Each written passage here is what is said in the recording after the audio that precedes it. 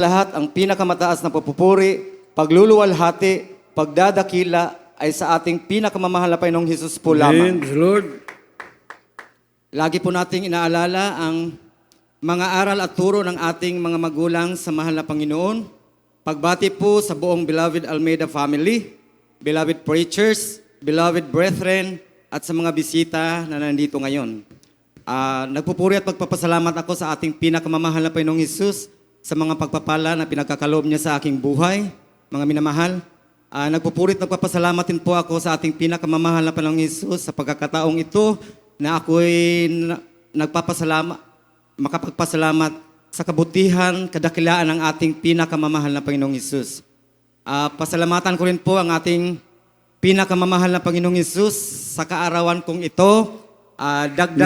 Karagdagang taon, mga minamahal, taglay ng kalakasan, kagalingan ng karamdaman, mga minamahal, at kapayapaan sa buhay, mga minamahal.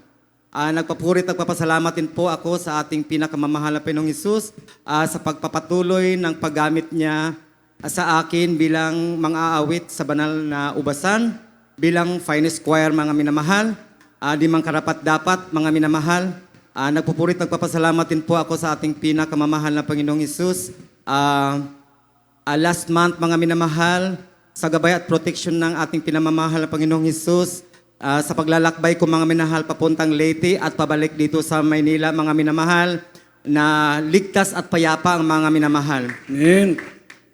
Pasalamatan ko rin po ang ating pinakamamahal na Panginoong Hesus, mga minamahal, sa promotion ng aking trabaho. Napakahirap, mga minamahal, magpa-promote, pero ipinagkakaloob po ng ating pinakamamahal na Panginoong Hesus. Napakabuti po ng ating pinakamamahal na Panginoong Hesus. Napupurit at kapasalamat din po ako, mga minamahal, sa mga pagpapalang physical, financial, at higit sa lahat, spiritual na pagpapala. Karagdagan po, mga minamahal, kami po'y mag-aalay ng papuring awit para sa ating pinakamamahal na Panginoong Hesus.